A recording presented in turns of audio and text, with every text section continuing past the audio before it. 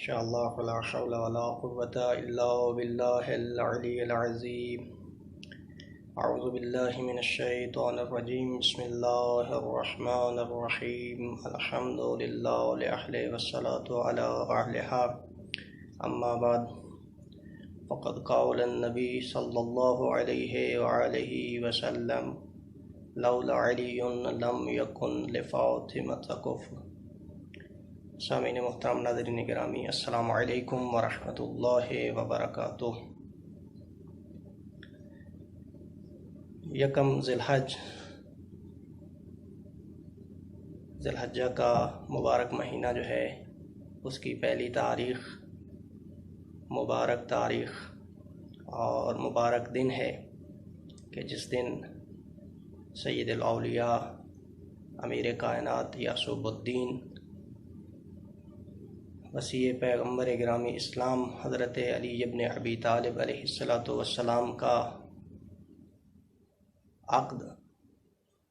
اور شادی ہوئی جناب سیدہ دو عالم حضرت فاطمہ الزہرا سلام اللہ علیہا ام ابیہا اوراء الانسیہ۔ تو سب سے پہلے آپ تمام ناظرین اور سامعین کی خدمت میں اس مبارک دن کی مبارک مناسبت کے حوالے سے ہدیہ تبریک عرض کرتا ہوں، کیونکہ یہ وہ کائنات کا حسین اور خوبصورت جوڑا ہے کہ جس کا تذکرہ تاریخ میں خوبصورت الفاظ میں ملتا ہے،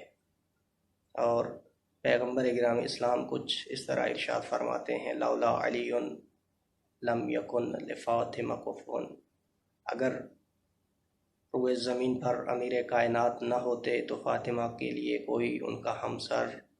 ہم پلہ اور ان کا کوئی زوج نہ ہوتا، ان کی برابری کرنے والا کوئی نہ ہوتا۔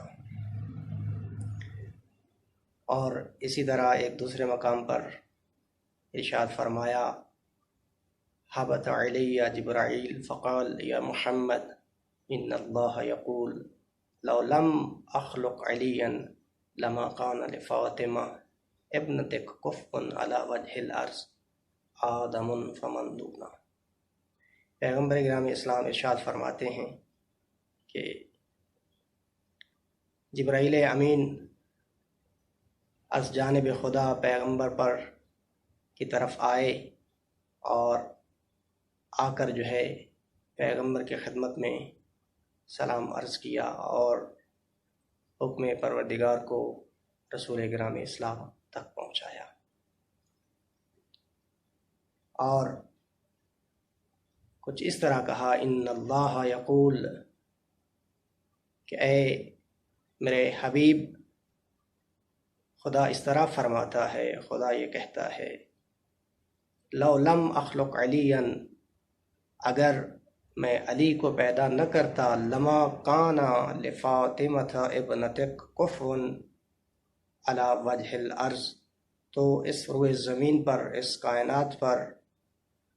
کوئی بھی تمہاری بیٹی فاطمہ کا کفء نہ ہوتا، برابری کرنے والا نہ ہوتا۔ اور سب سے بڑھ کر جو بات ہے وہ یہ ہے: آدم فمن دونہ، حتیٰ کہ یہاں تک فرما دیا کہ آپ کی بیٹی کے لیے روئے زمین پر آدم اور اس کے علاوہ جتنے بھی آنے والے افراد ہیں، حتیٰ وہ بھی آپ کی بیٹی کی برابری نہیں کر سکتے۔ اور دوسری طرف امیر کائنات کی عظمت کا تقاضا ہے کہ ان کی شریک حیات، ان کے ہمسر ایسی ہی ہونی چاہیے جو با ایمان، با تقوی، علم و معرفت، طہارت اور پاکیزگی کے اعتبار سے ان کی مثل ہو۔ تو اسی لیے پیغمبر نے فرمایا کہ جو مقامات علی کے پاس ہیں وہی مقامات جناب سیدہ کونین کے پاس ہیں۔ علم و حلم و ایمان و تقوی، معرفت، طہارت و پاکیزگی میں دونوں ہم پلہ ہیں، برابر ہیں، ایک دوسرے کے مثل ہیں۔ تو اسی لیے سیدہ کونین کے علاوہ کوئی خاتون بھی ان صفات کی حامل نہیں تھی، تبھی تو علی ان کے ہم کف اور ہمسر قرار پائے۔ اور پھر یہ پیوند زمینی نہیں ہے کہ کائنات کے اندر اور زمین کے اندر جیسے عام ازدواج ہوتے ہیں اور شادیاں ہوتی ہیں اور عقد ہوتے ہیں، نکاح پڑھے جاتے ہیں، یہ دنیا کا حسین جوڑا ہے کہ جن کا عقد اور نکاح 7ویں آسمان پر خدا نے ملائکہ کو گواہ ٹھہرا کر وہاں پر جاری کیا۔ اور پھر اس کے بعد پیغمبر گرامی اسلام کو حکم فرمایا کہ میں نے علی و بطول کا عقد 7ویں آسمان پر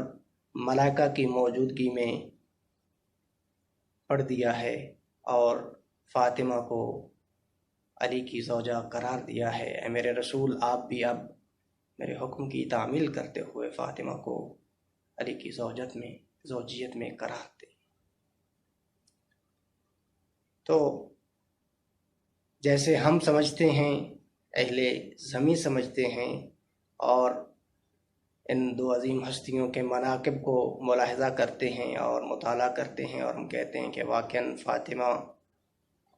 علی و بطول کے علاوہ جو ہے کوئی ایک دوسرے کا ہم سر اور کف نہیں ہو سکتا۔ اسی طرح اہل آسما بھی فاطمہ سلام اللہ علیہا کے علاوہ کسی کو جناب علی کی زوجہ کے لیے سزاوار نہیں سمجھتے تھے۔ تو بہت سارے مناقب ہیں جو جناب سیدہ کے لیے ہیں، اور تاریخ نے ان کو اپنے حسین الفاظ میں جو ہے وہ رقم کیا ہے، اور بہت سارے لوگ جو ہیں انہی فضائل و کمالات کی بنا پر پیغمبر کی خدمت میں آتے تھے اور خواستگاری کی،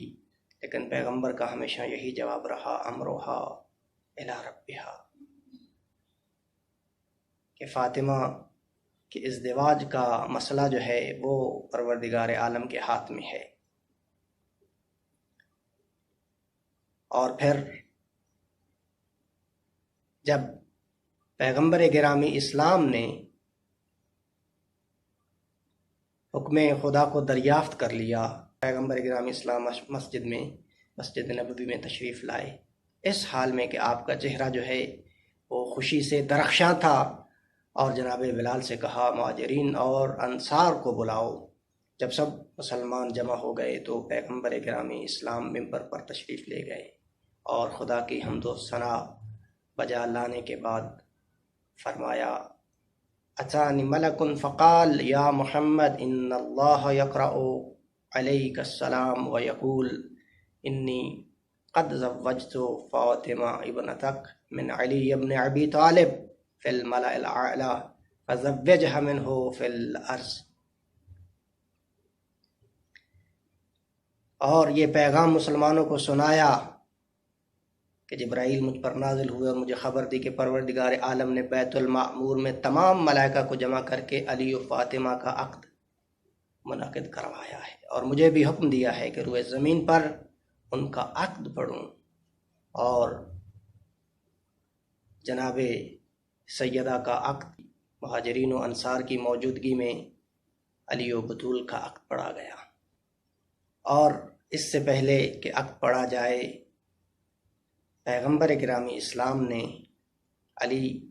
کی درخواست خواستگاری تھی جناب فاطمہ تک پہنچایا، اور فرمایا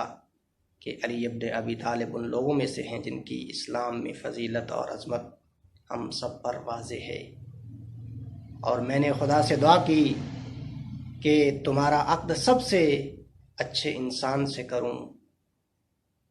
اور اب وہ تمہاری خواستگاری کے لیے حاضر ہے، اور آپ کی کیا رائے ہے؟ اللہ اکبر۔ سید الرسل جو ہیں وہ ہمیں سمجھا رہے ہیں، ہمیں بتا رہے ہیں کہ احکام اسلام کیا ہیں اور ان کو کیسے ہم نے اپنی زندگی میں لاگو کرنا ہے۔ سید الرسل ہو کے بھی اپنی بیٹی کی مرضی دریافت فرما رہے ہیں، ان کی رضایت لے رہے ہیں۔ اسلام کا حکم ہے کہ رضایت لی جائے۔ اور جناب فاطمہ تو زہرا سلام اللہ علیہا خاموش ہو گئیں، لیکن اپنا چہرہ پیغمبر سے نہیں موڑا اور ناراضگی کا اظہار بھی نہیں کیا۔ پیغمبر گرامی اسلام اپنی